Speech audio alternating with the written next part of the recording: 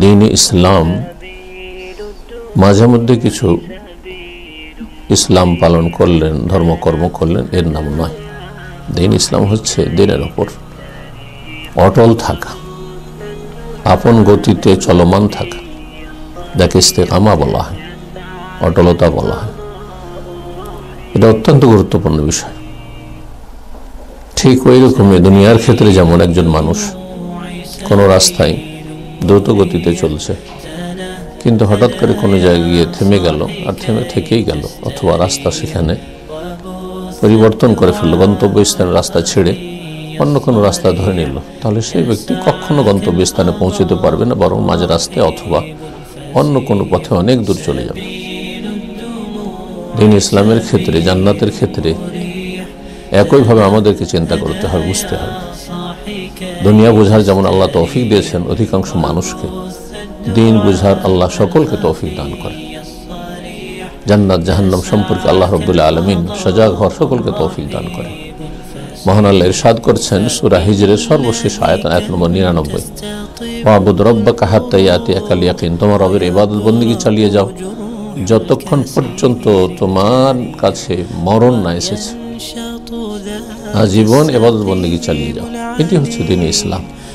রাসূলুল্লাহ সাল্লাল্লাহু আলাইহি ওয়াসাল্লাম শেষ সময় পর্যন্ত জিজ্ঞেস করছেন সাহাবায়ে কেরামদেরকে মৃত্যুসজ্জায়, হাল সাল্লান নাস, লোকেরাকে সালাত আদায় করে নিয়েছে, চেষ্টা করছেন ওঠার বারবার, একবার তো পারলেন, কিন্তু একাধিকবার চেষ্টা করেছেন, কিন্তু জামাতে যেতে পারেননি, চেষ্টা সবসময় ঠিক আছে। সর্বশেষ ওসিয়ত উপদেশ, আসসালাত আসসালাত ওয়া মা মালাকাত আইমানুকুম, সালাত, 5 ওয়াক্ত সালাত, নামাজকে ভুলবেন না, এবং তোমাদের অধীনে যারা রয়েছে তাদের সাথে সদাচরণ করবে। আল্লাহর হক আদায় হবে, মানুষের হক আদায় হবে। রব্বুল আলামিন ইস্তেকামা সম্পর্কে বড় গুরুত্ব সহকারে বর্ণনা করেছেন কোরআনে কারীমে।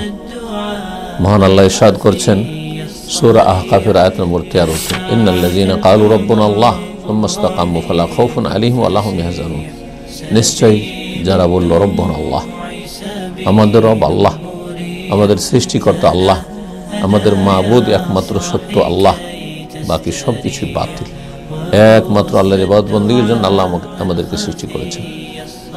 রব্বুনা আল্লাহ বলবে, যিনি রব তিনি মাবুদ, যিনি দেন তিনি ইবাদত বন্দেগীর শুকরিয়ার হক রাখেন। তারপরে সুম্মা ইসতাকামু, অতঃপর এই পথে অবিচল থাকলো, অটল থাকলো। তার এই পথে নিজের গতি ঠিক রাখতে হবে, জান্নাতের পথে চলমান থাকতে হবে, রমজান হোক আর অন্য কোনো সময় হোক, একই রকম চলতে হবে। আল্লাহর প্রতি ঈমান, সৎকর্ম ঠিক রাখতে হবে, ফরজ ওয়াজিব ঠিক রাখতে হবে, হারাম নাজায়েজ থেকে, পাপ থেকে যেমন মাহে রমজানে বেঁচে তেমন অন্য সময় বেঁচে থাকতে হবে। সুম্মা ইসতাকামু, অটলতা অবলম্বন করলো, অবিচল থাকলো, ফালা খাউফুন আলাইহিম ওয়া লাহুম ইয়াহজানুন, তাদের কোনো চিন্তাও নেই, কোনো ভয় নেই। ফালা খাউফুন, কোনো ভয় নেই, কোনো চিন্তাও নেই, ভবিষ্যৎ যেদিকে যাচ্ছে সেই জন্য কোনো ভয় নেই, আর যাদেরকে ছেড়ে যাচ্ছে তাদের জন্য কোনো দুশ্চিন্তা নেই। মহান আল্লাহ সূরা ফুসসিলাত, যার অপর নাম সূরা হামিম, সেজদার আয়াত নম্বর 30 ইরশাদ করেছেন, ইন্নাল্লাযীনা ক্বালু রাব্বুনা আল্লাহ সুম্মা ইসতাকামু তাতানাজ্জালু আলাইহিমুল মালায়েকাতু আল্লা তাখাফু ওয়া লা তাহজানু ওয়া আবশিরু বিল জান্নাতি আল্লাতী কুনতুম তুআদুন, নিশ্চয় যারা বলল আমাদের রব আল্লাহ, তারপর সেই পথে অবিচল থাকলো, তাদের ইন্তেকালের সময় এবং বিচার দিবসে হাসরের মাঠে তাদের কাছে আল্লাহর মালায়েকা ফেরেশতা নেমে আসবেন, আর আল্লাহ তাখাফু ওয়া লা তাহজানু, কোনো ভয় নেই, কোনো চিন্তা নেই। ওয়া আবশিরু বিল জান্নাহ, জান্নাতের সুসংবাদ নিয়ে নাও তোমরা, তোমাদের জন্য জান্নাত রয়েছে, সুসংবাদ তোমাদের জন্য জান্নাতের। আল্লাতী কুনতুম তুআদুন, যার প্রতিশ্রুতি তোমাদেরকে দেওয়া হয়েছে। নাহনু আউলিয়াকুম ফিল হায়াতিদ দুনিয়া ওয়া ফিল আখিরাহ, তোমাদের দুনিয়াতে আমরা বন্ধু ছিলাম, আর পরকালে হাসরের মাঠে বিচার দিবসে মরণের পরের জীবনে আমরা তোমাদের বন্ধু। ওয়া লাকুম ফিহা মা তাশতাহি আনফুসুকুম, তোমরা যা চাইবে তোমাদের জন্য জান্নাতে রয়েছে, নিয়ামতে ভরা জান্নাত। ওয়া লাকুম ফিহা মা তাদউন, যা কিছু তলব করে তা পাবে। আল্লাহ রাব্বুল দিনের পর তৌফিক দান করুন, এবং মৌসুমী ইবাদতের গুমরাহি থেকে বেঁচে থাকার তৌফিক দান করুন। এবং আহমদ রাহিমাহুল্লাহ থেকে বর্ণনা রয়েছে, বিসাল কওম, খারাপ মানুষ ওরা, আল্লাযীনা লা ইয়ারিফুনা আল্লাহ ইল্লা ফি রমাদান, রমজান মাস ছাড়া অন্য 11 মাসে আল্লাহকে চেনেন না। শয়তানের সাথে তাদের পরিচিতি সুসম্পর্ক 11 মাস।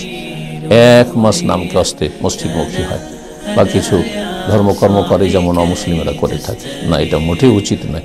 এটা মুসলিমের আদর্শ নয়, এটা অমুসলিমদের আদর্শ। সিজনাল ইবাদতবন্দি করা। আল্লাহ আমাদেরকে হেদায়েতের উপর কায়েম রাখুন, প্রতিষ্ঠিত রাখুন। সাল্লাল্লাহু আলা নবিয়িনা মুহাম্মদ ওয়া আলা আলিহি ওয়া সাহবিহি আজমাইন।